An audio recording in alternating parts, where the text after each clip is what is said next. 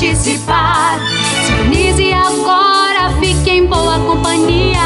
Em sua casa ou no trabalho, estamos juntos todo dia. Vem fazer a diferença. Essa rádio te convida a deixar a restauração entrar em sua vida e no seu lar, levando a palavra. Esse é o nosso compromisso, pregando sempre a verdade, ganhando almas para Cristo. Então venha restaurar, venha louvar, venha participar. Vamos juntos caminhar. Então venha restaurar, venha louvar, venha participar. Restauração está no ar. Contra a natureza de Deus, do projeto de Deus na vida de uma pessoa. E aí ele fala o seguinte, tais coisas, com efeito, têm aparência de sabedoria.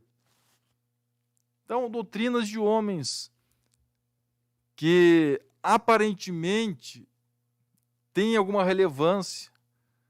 Se a pessoa fizer isso ou deixar de fazer isso, vai ser interessante para ela. Né? A pessoa está renunciando até alguma coisa, mas aquele fato ali, embora tenha uma aparência de sabedoria, de culto a si mesmo, olha, eu consegui fazer isso. De falsa humildade, de rigor ascético,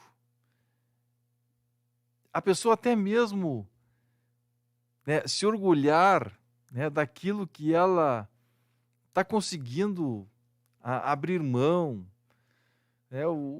Os fariseus, Jesus mesmo falava que eles, quando iam jejuar, apareciam, o cansaço transparecia, aquela renúncia dele. Jesus diz, não é assim. Quando for jejuar, tu te tranca no teu quarto, quando for orar, tu te lava, te perfuma. Tu tens que fazer isso para Deus. Esse negócio de você querer fazer para aparecer, para demonstrar, isso aí, na verdade, não vai te trazer algo novo para a tua vida, não vai mortificar a tua natureza terrena. Isso aí tem aparência de sabedoria e tantas coisas que humanamente vão sendo inseridos. Nós vemos que existe o ascetismo, existe também aquilo que o gnosticismo pregava, de que não adianta você renunciar ao seu corpo, você tem que fazer tudo que é de ruim para destruir o seu corpo mesmo, porque essa matéria não vale nada. Então, todos esses extremos, tudo isso que o ser humano estabelece, tentando atingir um padrão de espiritualidade que na sua mente, dentro do seu pensamento, ele acha que vai ser útil. Deus diz assim, essas coisas não têm valor algum quanto à sensualidade. Essa palavra sensualidade é a tradução da expressão grega plesmone sarx, que significa satisfação da carne. Ou seja, essa passagem está dizendo o seguinte, o que vocês têm que fazer? O que vocês têm que fazer? Vocês têm que fazer alguma coisa que tenha valor contra a sensualidade. Isso, esse monte de coisa que vocês estão fazendo, quem sabe estão até abrindo mão de alguma coisa, estão se sacrificando. Quem sabe alguns até se sacrificavam lá. Mas isso aí não está afetando a sua natureza. A Bíblia nos mostra uma coisa impressionante, que obedecer é melhor do que o sacrificar. Saul, ele viveu, experimentou isso quando ele sacrificou em lugar de obedecer. Por quê, irmãos? Olha só que interessante essa verdade bíblica. Está lá na história de Saul, com Samuel. Por que obedecer é melhor do que sacrificar? Porque a obediência é um sacrifício da minha vontade. A obediência verdadeira a Deus, a obediência à palavra, a obediência à doutrina de santificação, ela é um sacrifício da minha vontade. E isso aí vai atingir diretamente a minha natureza terrena, a satisfação da carne. Isso aí vai atingir diretamente o que a Bíblia aqui chama de sensualidade. Então vejo a doutrina de santificação, o que ela atinge? Ela atinge essa natureza terrena que se opõe a Deus. Quando nós falamos de natureza terrena, nós não estamos falando deste corpo físico, né? Nós estamos falando de a pessoa se autoflagelar, né? Como em algumas religiões se prega, ou se pregava em algumas épocas, né? A pessoa pegava um chicote e se flagelava. No catolicismo, por exemplo, existia muito isso. Então, nós estamos falando de dilacerar o corpo, mas sim de dilacerar esta vontade do ser humano que se levanta contra Deus, que rejeita a revelação de Deus. A Bíblia nos mostra que a inclinação para a carne é a morte. Por quê? Porque a carne ela não consegue se submeter a Deus. É impossível. Ela sempre vai se levantar contra Deus, a carne vai sempre puxar para a terra, ela vai olhar para a terra, ela não consegue olhar mais longe do que aquilo que é terreno. O olhar da terra, ele para, ele esbarra, ele é detido no limite daquilo que é terreno. E Deus quer que nós olhemos além disso. Então, a pessoa que está na carne, ela não consegue olhar além desta terra. Ela não consegue olhar aquilo que está além desta vida. Ela não consegue olhar aquilo que está além do que é físico, daquilo que é material, daquilo que ela consegue tocar, cheirar, degustar, ouvir, ver. Ela não consegue tocar. Aleluia. Agora, aquela pessoa que nasceu de novo, ela começa a viver por fé e não limitada pela sua vista. É uma nova dimensão que Deus começa a levar àquela pessoa. Só que para ela chegar nesse ponto, o que ela precisa? Ela precisa fazer com que aquela natureza que impede ela de chegar nisso, aquela natureza que cega ela, aquela natureza que amarra ela, essa natureza seja anulada, essa natureza seja neutralizada. Isso se faz, então, pela ação do Espírito Santo, por aquilo que tem valor contra a sensualidade, por aquilo que tem valor contra esta ação, que a Bíblia chama, então, de sensualidade, que traduzido, plesmone sarx, então é a satisfação da carne. Então, vejam, irmãos, fica claro que o que permanece são os mandamentos que têm valor contra a sensualidade. Por que a inclinação para a carne é inimizade contra Deus, conforme nós já explicamos aqui?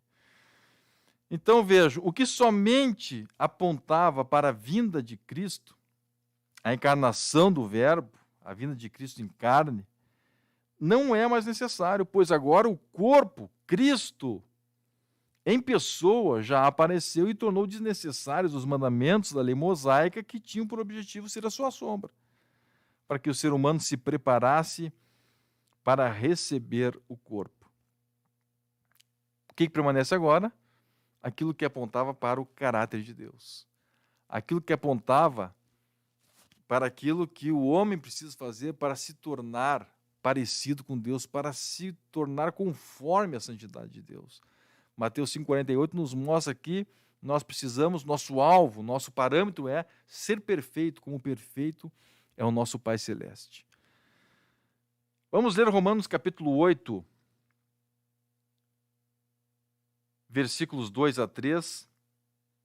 Mais uma vez, nós já demos uma passada nesse versículo, mas para fechar este tópico, vamos ler mais uma vez isso. Então, olha só, a lei do Espírito da vida em Cristo Jesus te livrou da lei do pecado e da morte. Antes, a lei do pecado e da morte estava amarrando a pessoa.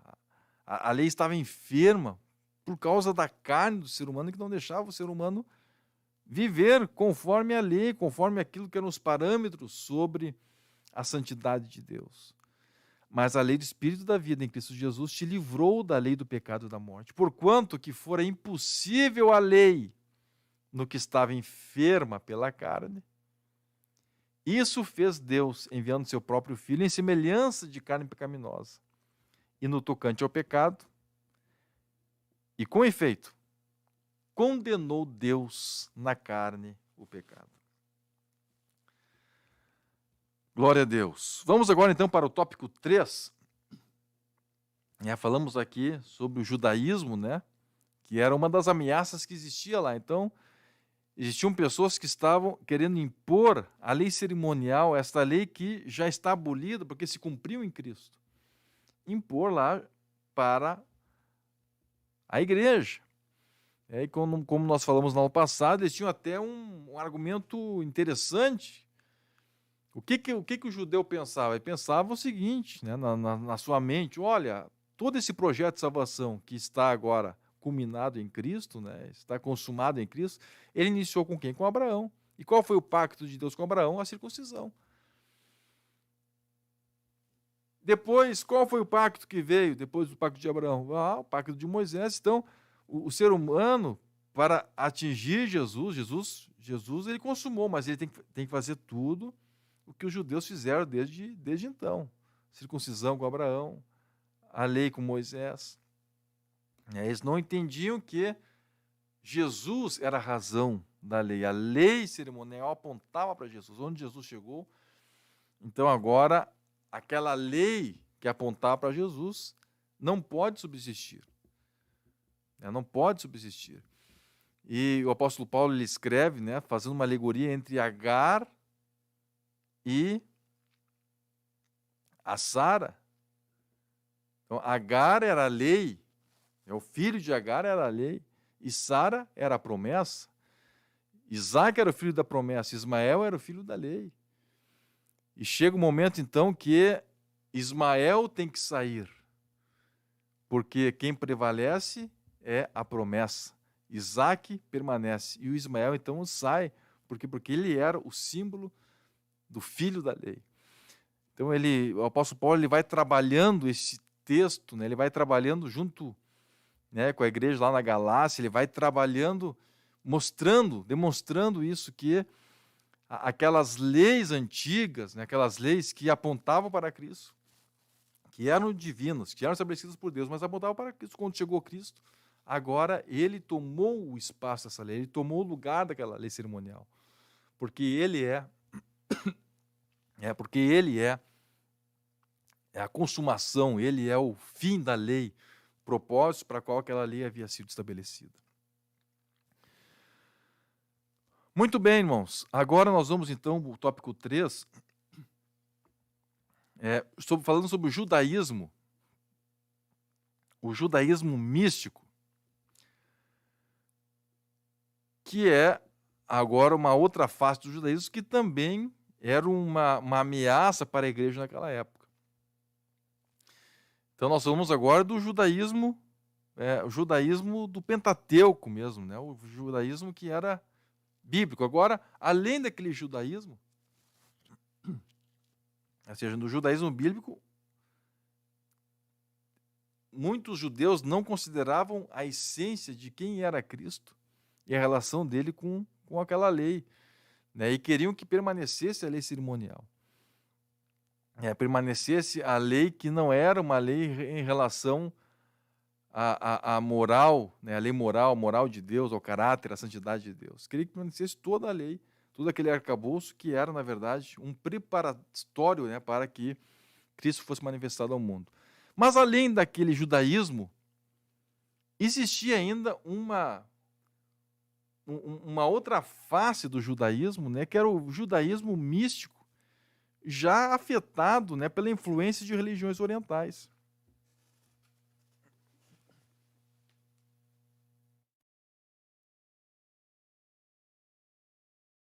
Então nós vemos ali que o judaísmo não é monolítico, mas sofreu ao longo dos séculos numerosas influências que o fracionaram em diversas correntes.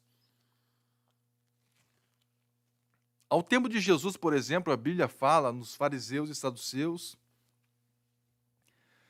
Na sua obra História dos Hebreus, Flávio Josefo fala ainda nos essênios. eram linhas, né, de pessoas que estavam ali como lideranças. Então, os fariseus, eles trabalhavam muito também com a lei oral, além da lei escrita, né? Os saduceus, né, os fariseus eram talvez o grupo de maior influência em Israel. Os saduceus já eram mais vinculados à linha dos sacerdotes. Eles eram um grupo não muito grande, só que era o grupo mais aristocrata, né? O grupo mais socialmente mais proeminente em Israel no tempo de Jesus. E eles, então, estavam mais vinculados ao que estava escrito realmente, né? Os fariseus, eles abriam um pouquinho mais para interpretações, né? Para aquilo que já tinha começado a ser compilado algum tempo antes, mas depois vai se consolidar como o Talmud, né? Como nós falamos na aula passada, algumas décadas depois de Cristo, ali pelo ano 70, vai até o ano 200 aproximadamente, então vai sendo confeccionado o Talmud. Então os fariseus, na verdade, já estavam trabalhando nessa compilação, nesses estudos, né, comentários, na tradição oral. Né? E os essênios, então, era aquele grupo que buscava se isolar, para que não se contaminasse com o mundo. Alguns, a gente não pode afirmar isso, mas alguns imaginam que João Batista, lá antes de iniciar seu ministério, tenha ficado um tempo com os essênios, no deserto. É uma sugestão, né? Não é algo expresso das Escrituras. Muitos imaginam também que onde foram encontrados os papiros nas cavernas de Qumran, modernamente, né, na primeira metade do século passado, ali era uma aldeia, né, um retiro dos essênios, que então copiavam as escrituras, escondiam elas. Então os manuscritos do Mar Morto, muitos imaginam que tenha sido dos essênios. Então eram grupos que já existiam naquela época, né, para a gente entender que o judaísmo tinha também as suas variantes, vamos dizer assim. E dentre essas influências, além fariseus, saduceus e essênios, nós também temos influências que foram trazidas por religiões orientais. E muitas delas, especialmente, estão em decorrência do cativeiro babilônico. Então, o cativeiro babilônico, as pessoas foram para a Babilônia, grande império, então o mundo inteiro, imagine só, Babilônia conquistando o mundo, as pessoas do mundo inteiro chegando lá, sendo moldadas dentro da filosofia, da cultura, da religião babilônica, mas também trazendo coisas das suas culturas. Lá então, se sofreu muita influência mística. E possivelmente isso deu origem então ao que o apóstolo Paulo fala na Epístola a Tito, lá em Tito 1, versículo 14. Tito capítulo 1, versículo 14, quando ele menciona as fábulas judaicas. Então, o que eram as fábulas judaicas?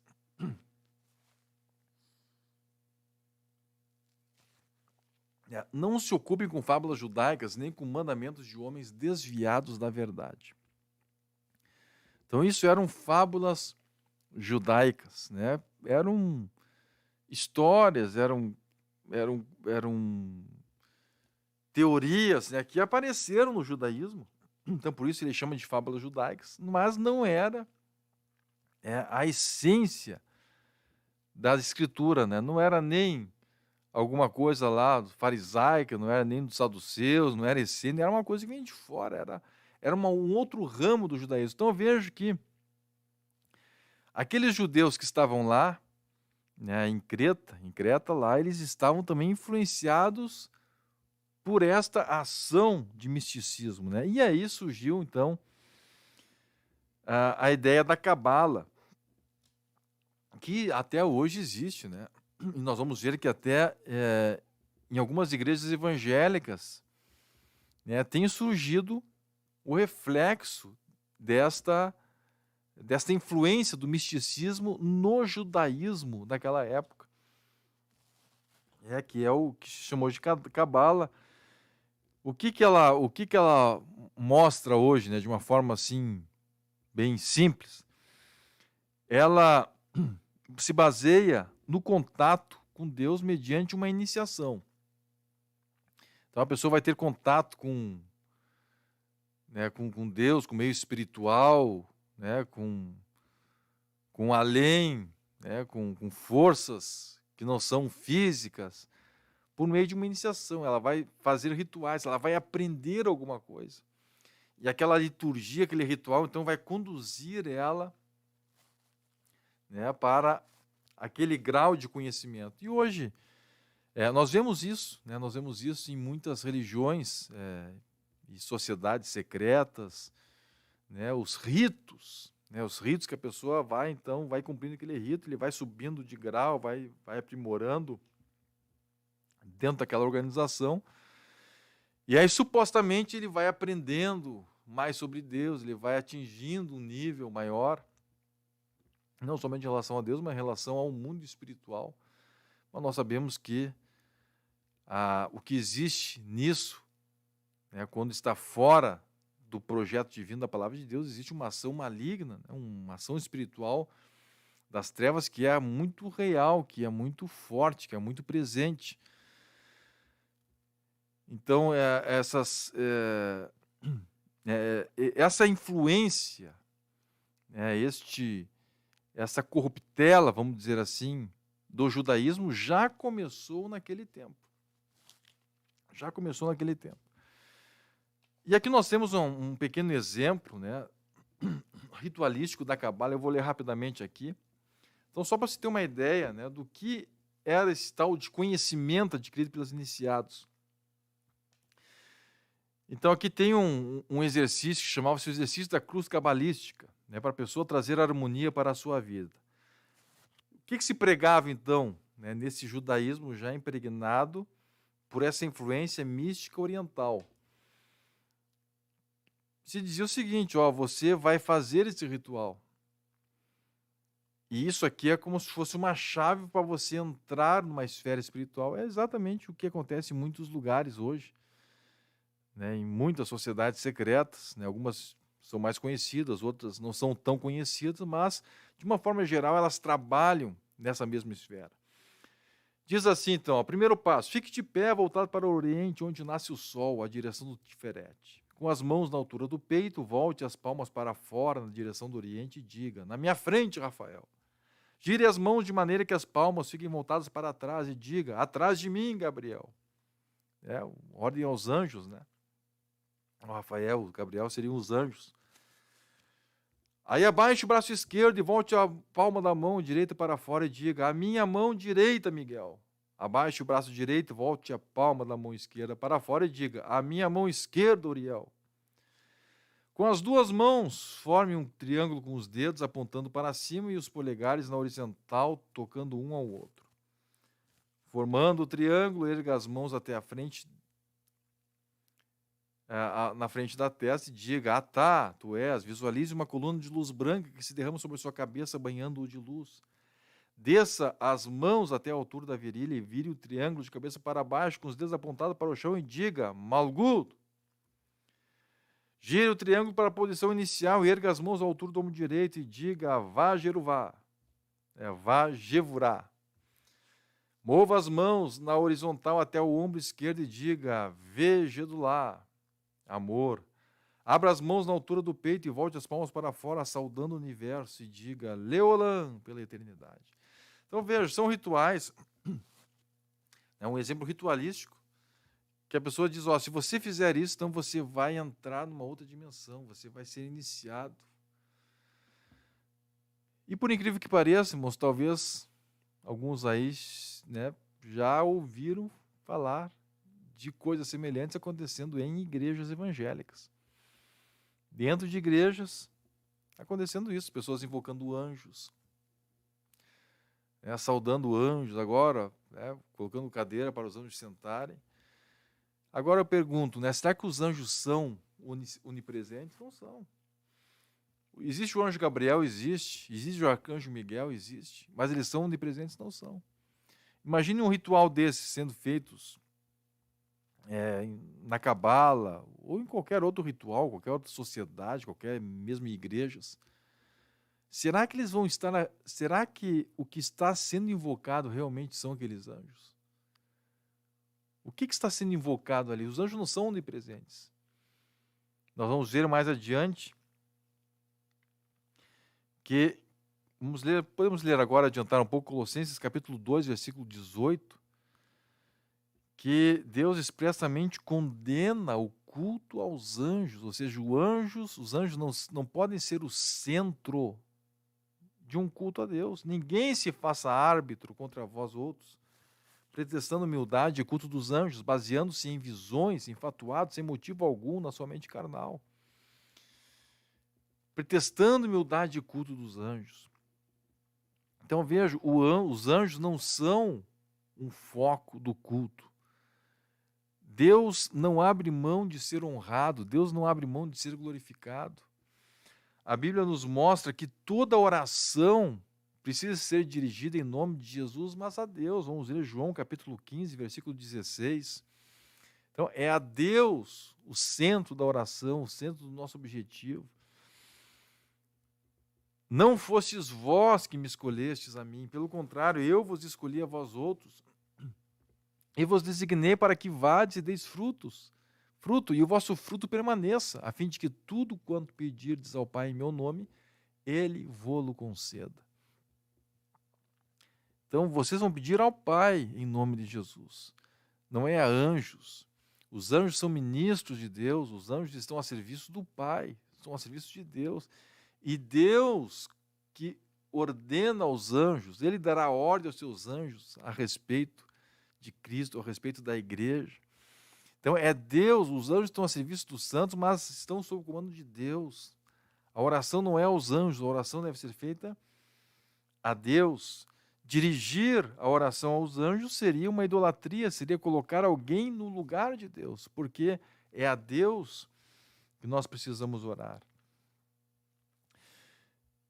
Então vejam que esses princípios que estão nesta mistura, né, nesta contaminação do judaísmo naquela época, esse misticismo oriental, esse misticismo chegou até os nossos dias. 1 Timóteo 4, versículo 7, o apóstolo Paulo também escreve, né, possivelmente se referindo a esse tipo de coisa, né? Mas rejeita as fábulas profanas e de velhas caducas, exercita-te pessoalmente na piedade.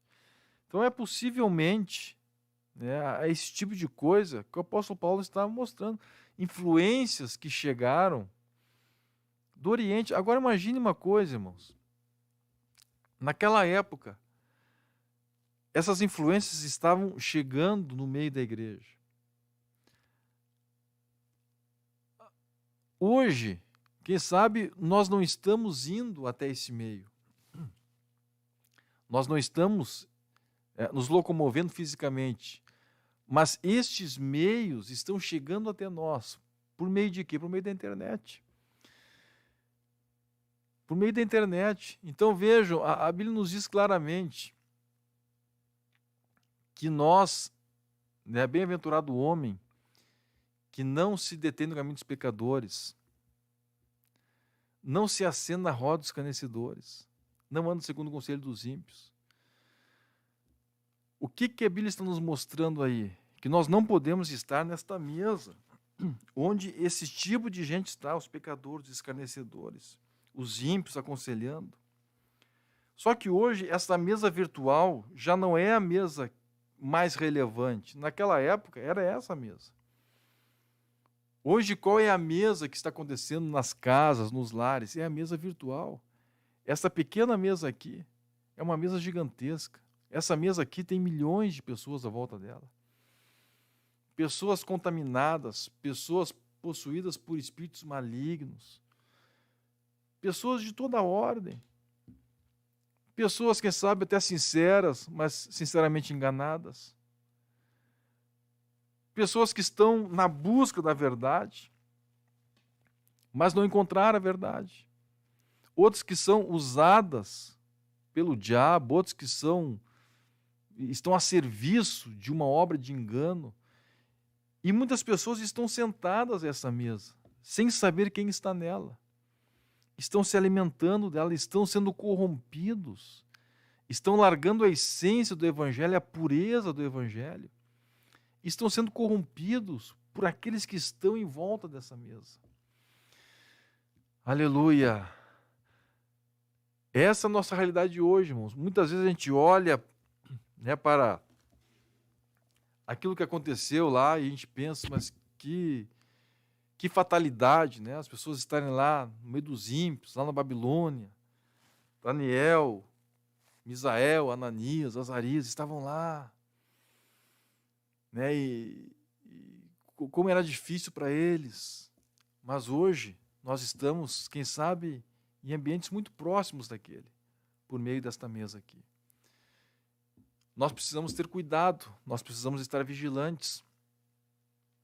A Bíblia nos mostra claramente que aquilo que está à nossa volta tem uma grande relevância em relação àquilo que nós seremos, aquilo que a sua influência vai produzir em nós.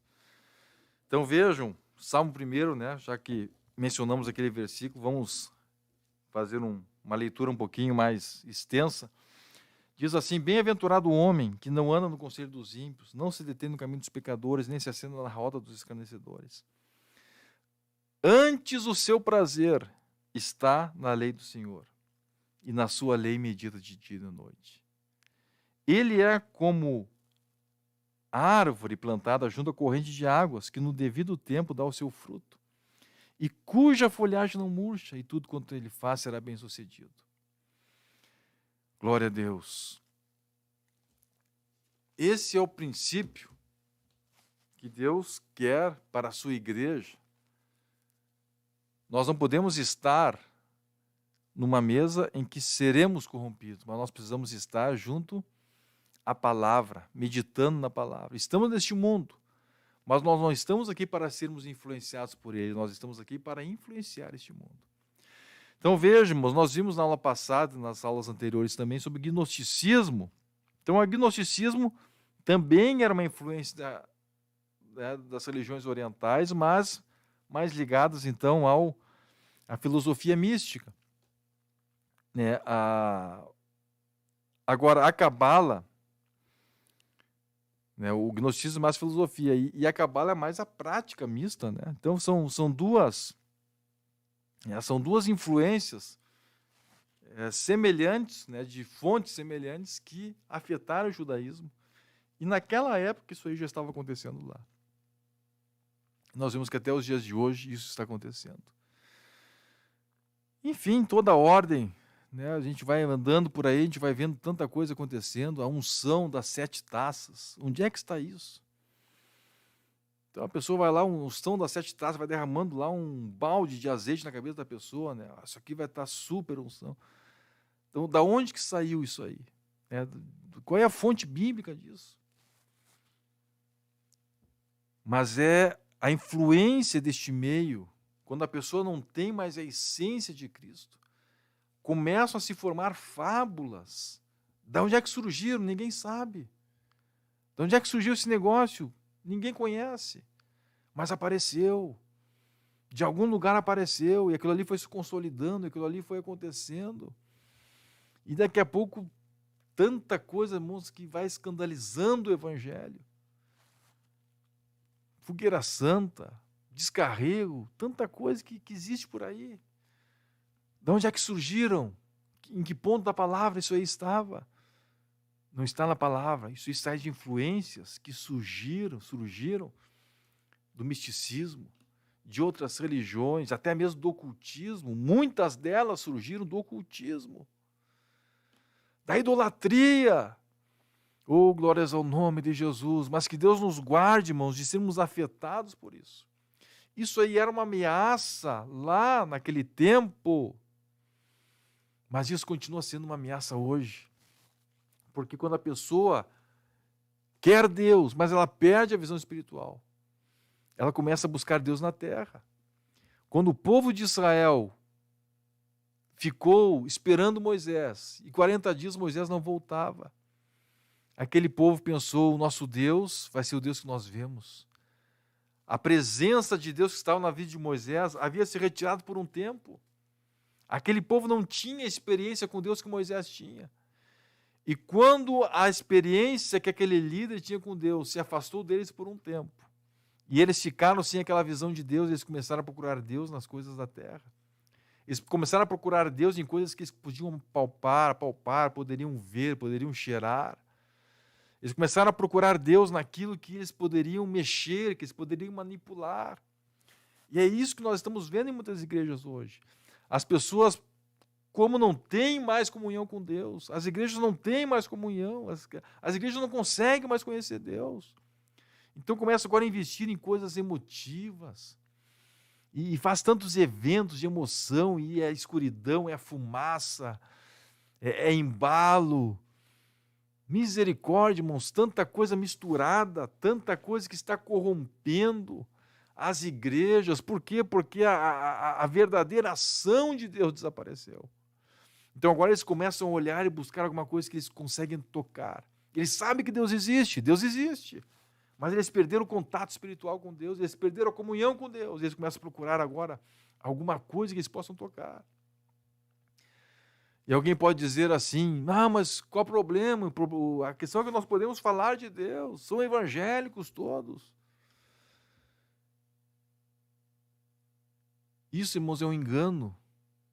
Se simplesmente falar de Deus fosse suficiente, se a corrupção do cristianismo não fosse algo tão danoso, tão destruidor, nós não teríamos hoje nações que foram celeiros de missionários, hoje completamente afastadas de Deus.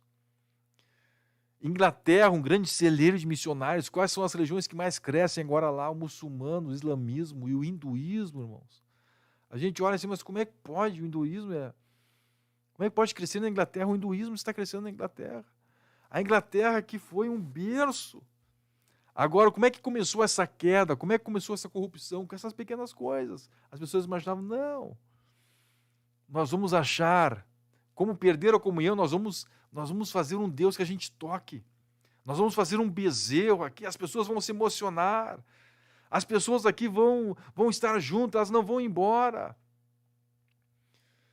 Aleluia, mas daqui a pouco, irmãos, eles podem segurar um pouco. Mas as pessoas, elas raciocinam, elas vão ver só um pouquinho. O que eu estou fazendo aqui? Onde é que está Deus aqui? Onde é que está a presença de Deus? Onde é que está a manifestação do poder de Deus? Onde é que está a manifestação da autoridade de Deus? Eu não sinto nada aqui. E daqui a pouco, irmãos, vai ficando tão longe. Vai ficando tão longe. E hoje nós temos até casas noturnas ao céu da igreja. Danceterias junto de igrejas em alguns lugares. Daqui a pouco não vai mais ter a igreja, vai ter só a danceteria. Daqui a pouco não vai ter a igreja, vai ter só o clube social lá, porque já tem a igreja, mas tá tão ruim a coisa, que eles têm que fazer um restaurante na volta ali, né, com bastante coisa, o pessoal entrar em comunhão e conversar e se alegrar. Daqui a pouco vai ficar só o restaurante. Porque a igreja não tem mais sentido. Igreja sem Deus, irmãos, não tem mais sentido. A igreja, quando perde a presença de Deus, perde a razão de existir. O sal, quando fica insípido, só serve para ser pisado pelos homens.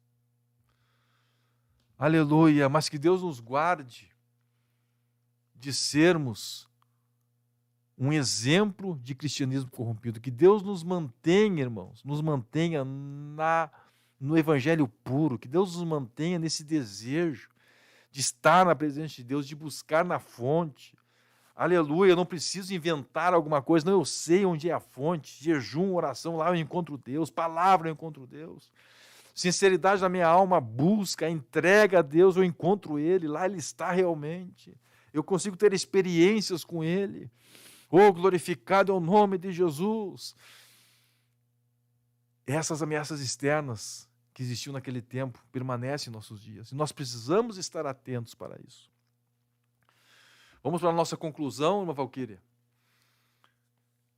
Aleluia. Nossa conclusão, então, para fecharmos esta lição, né, essa segunda parte da lição de número 8, uma lição um pouquinho mais extensa. Então, nossa conclusão diz assim: nenhuma religião, né, filosofia, eu acho que aqui não está todo ele, né? Aí está só o último parágrafo. Eu vou ler todo o parágrafo, aí está só o último, mas pode deixar, irmã Valquíria, e depois a gente acompanha no último, né? Ah, perfeito. Nenhuma religião, filosofia ou poder humano é capaz de resistir à pregação do Evangelho. Romanos 1,16 diz: porque é o poder de Deus para a salvação de todo aquele que crê, primeiro do judeu e também do grego.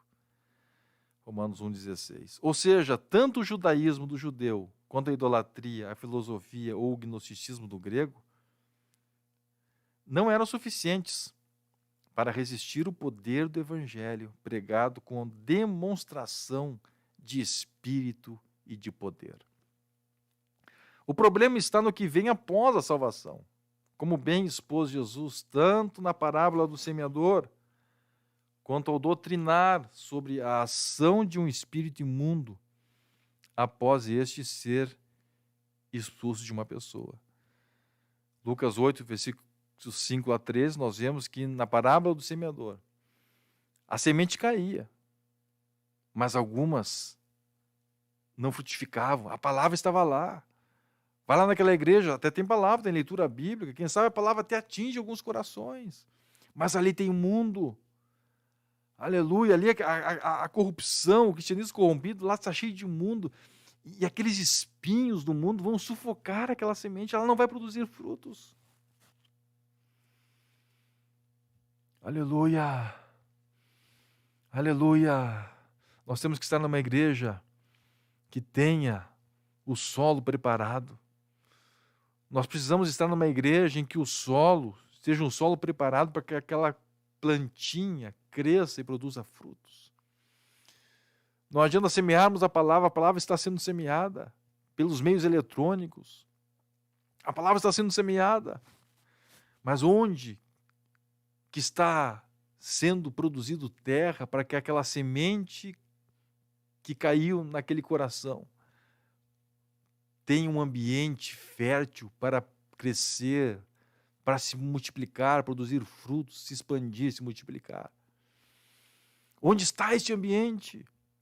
A parábola do semeador era a mesma semente, jogada para todos os lados. Mas num solo era rochoso, cresceu e logo secou. Outro era espinhos, os espinhos sufocaram a palavra, o mundo sufocou. Outra, na beira do caminho, chegaram as aves ali, comeram aquela semente. Aquela pessoa recebeu, mas já saiu dali. Já saiu dali confuso, já saiu dali envolvido com tanta coisa que perdeu aquela semente, nem se lembra mais do que ouviu. Aleluia, mas existe aquela semente que cai em um lugar onde a terra foi preparada. Onde existe essa preocupação, nós precisamos aqui criar um lugar onde haja um ambiente propício para a ação do Espírito Santo, para a comunhão com Deus, um lugar onde essa semente possa crescer, onde essa semente possa produzir frutos, onde essa semente possa a manifestar a plenitude daquilo que Deus tem projetado para ela. Aleluia! Lucas 11, versículos 24 a 26 também nos mostra uma pessoa que recebeu essa semente, mas o seu coração não foi cheio da palavra. Estava ali a casa varrida, ornamentada, mas o coração não estava cheio da palavra. E aquele espírito que saiu, ele vai e ele traz outros 7 piores do que ele e tenta entrar naquela casa. E quando consegue entrar, a situação daquela pessoa se torna pior do que antes. E Jesus diz: assim acontecerá esta geração. Aleluia. Jesus está falando também de geração que um dia experimentou o avivamento, Mas aquele espírito que foi expulso daquela geração, ele volta. Ele volta com espíritos piores do que ele para dominar aquela geração, para tornar aquela sociedade muito pior do que antes, para destruir com todos os parâmetros morais, com todos os parâmetros que apontavam para Deus, que antes existiam ali. Aquele espírito volta.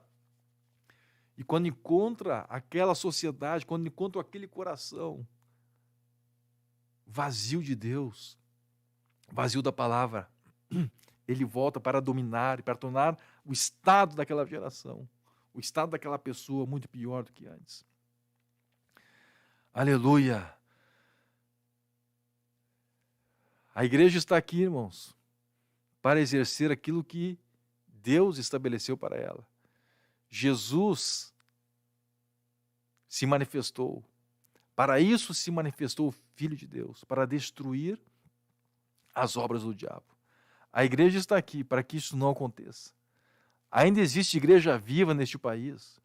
Ainda existe igreja viva na sua cidade. Ainda existe igreja viva. Aleluia, ainda existe igreja viva. Igreja que está lutando para que esse espírito que um dia saiu, esse espírito que um dia dominou, saiu e trouxe piores do que ele não domine. Nós estamos aqui para resistir a esse espírito. Aleluia. Agora vejamos, o problema está no que vem após a salvação. A semente está sendo semeada, mas como estamos tratando o ambiente para que esta semente cresça e produza frutos? A influência do mundo, com suas doutrinas e sutilezas, pode roubar a salvação. E o último estado daquele que havia recebido a libertação torna-se pior do que o primeiro. Não por falta de poder do Evangelho. O Evangelho continua poderoso. Mas qual é o problema? É o relaxamento espiritual daquele que foi salvo, que não se utiliza das armas que lhe são postas à disposição pelo Salvador. Aleluia. Vamos ver Mateus capítulo 12, versículo 45. Mateus 12, 45. O que Deus quer para a igreja? Que armas que Ele tem disponibilizado para a sua igreja? Aleluia. Mateus 12, versículo 45. Não tem aí, irmão Valquírio? Vamos ver rapidamente aqui, então. 12, 45. Diz assim a palavra: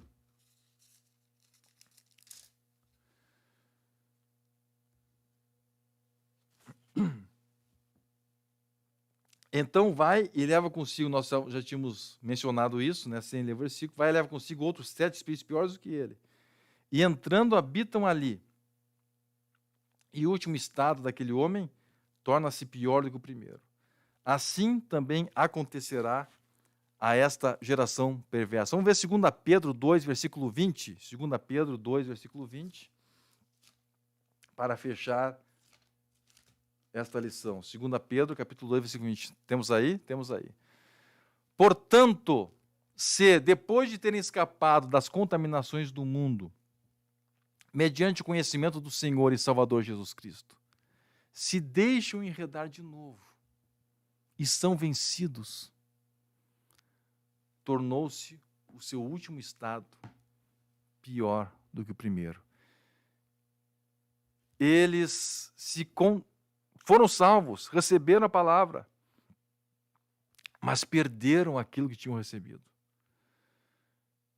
Aleluia, mas o que Deus quer é que nós tenhamos cada dia mais um maior conhecimento do Senhor. Aleluia, atinjamos a plenitude do conhecimento. Isso que Deus quer, que nós cada dia mais estejamos mais dentro daquilo que Deus tem para nós, conheçamos mais a Deus, experimentemos mais a sua presença. Oh, glórias ao nome de Jesus, glórias ao nome de Jesus. Temos aqui alguma mensagem que tenha chegado? Vamos ver aqui. Parece que temos alguma mensagem. Eu acho que não chegou aqui. Isso, não. Acho que o signo aqui deu uma freada. Olha só, obrigado. Então, olha só aqui, ó. Testemunho. Aleluia. Carlito da Rosa está dizendo aqui, ó, telefone funcionando sem carga, completamente, somente por estar escutando o ensinamento. Glórias ao nome de Jesus. Estou maravilhado com o que Deus está fazendo. Muito lindo, sem explicação. Glória a Deus, irmão Calito. Glória a Deus. Que Deus abençoe. Que Deus abençoe cada um dos irmãos. Olha só, nós temos aqui as cidades que estão conosco. Rio Grande do Sul, temos Arroio Grande conosco, Boa Vista do Incra, Cacequi, Camaquã, Canguçu, Canoas, Giruá, Gravataí, Guaíba, Novo Barreiro, Parobé, Porto Alegre, Quaraí, Rio Pardo, Santa Maria, Santa Rosa, Santo Ângelo, São Leopoldo, Sapiranga, Sapucaia do Sul, Soledade, Taquara, Viamão. São Paulo também temos lá, Cambreúva, Santa Catarina, olha só quantas cidades de Santa Catarina, Arroio do Silva, Brusque, Catanduvas, Criciúma, Paulo Lopes, São João Batista, Tijucas, Vitor Meireles, Bahia também, nossos irmãos da Bahia, Vitória da Conquista, Distrito Federal, Brasília, Argentina, La Rioja, também lá Porto Rico, nuestros hermanos de Ponce, Dios los bendiga ricamente. Que bênção, meus irmãos, estarem com todos vocês aqui. Que Deus abençoe a todos. E vamos estar orando nesta hora, vamos estar clamando a Deus. E Deus vai nos estar dando graça, porque nós queremos ir até o fim, nós queremos ir até o fim, nós queremos ir até o fim. Aquele, aleluia, que permanecer, aquele que for até o fim, esse será salvo, esse receberá a coroa, nós vamos até o fim, nós vamos chegar lá, porque Deus está conosco, nós estamos buscando a cada dia a sua presença. Oramos a Deus nesta hora, Pai nosso que está no céu. No nome de Jesus nós chegamos diante de Ti agora, Senhor, para Te dar graças por este momento, por esta escola bíblica, pela Tua palavra que tem inundado nossos corações. Oh, glorificado é o nome de Jesus. Nós Te damos graças, Senhor, pela Tua misericórdia e pela Tua graça. Em nome de Jesus Cristo, pedimos agora a Tua bênção sobre cada irmão, sobre cada irmã que está conosco, Senhor, sobre cada pessoa que está juntamente conosco nessa transmissão. Aleluia, que a Tua graça, que o Teu poder, que a unção do Teu Espírito esteja sobre a sua vida. Deus, dá-nos a cada dia, Deus, graça para estar na Tua presença, para receber da Tua presença, Senhor, para sermos cheios do Teu Espírito Santo. Estende Tuas mãos sobre o Ministério Restauração também, Senhor, que cada dia sejamos mais próximos de Ti, cada dia sejamos, Senhor, integralmente dentro daquilo que o Senhor tem estabelecido para nós. Em nome de Jesus Cristo, abençoa cada pessoa que está nos acompanhando agora, a sua família, a sua casa, seus bens, ó Deus, que a Tua mão poderosa esteja estendida, para que em tudo o Teu nome seja glorificado, ó Pai. No nome de Jesus, Teu Filho, eu clamo a Ti nesta hora e Te dou graças por tudo. Amém. Glórias ao nome de Jesus. Meus irmãos, vamos ficando por aqui, lembrando que estamos aí no mês de julho, que não terminou, e temos aí a nossa campanha de Pentecostes. Vamos estar orando hoje, foi o dia do ensino, hoje todos os professores, supervisores de ensino estavam nesse propósito de oração e jejum. Amanhã, mais um grupo, terça mais, quarta mais, quinta mais, é isso aí, vamos sempre orando, sábado também, em consagração nas igrejas, e Deus está movendo a sua mão de uma forma poderosa. Que Deus abençoe a todos os nossos irmãos. Fiquem na paz do Senhor Jesus. Paz, oração e união. Os reis da terra, os grandes, os comandantes, os ricos, os poderosos, e todo escravo e todo livre se esconderam nas cavernas e nas rochas das montanhas, e disseram aos montes e aos rochedos: caí sobre nós e escondei-nos do rosto daquele que está sentado sobre o trono e da ira do Cordeiro, porque é vindo o grande dia da sua ira, e quem poderá subsistir? O Cordeiro levantou-se e agiu, o sexto selo abriu, a palavra cumpriu-se, a terra arcando de dor, as vozes são de terror, montes caem sobre nós, gritos, remorsos e ais, mas agora é tarde demais. A igreja não está mais aqui, pois com Cristo Jesus já subiu e com Ele foi descansar. Oh, aleluia, aleluia, com Jesus já estaremos. Oh, aleluia, aleluia, com Jesus já estaremos.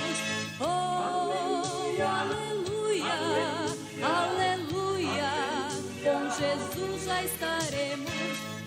Porque guardaste a palavra da minha paciência, também eu te guardarei da hora da tentação, que há de vir sobre o mundo inteiro, para tentar os que habitam na terra. Oh, aleluia, aleluia, com Jesus já estaremos.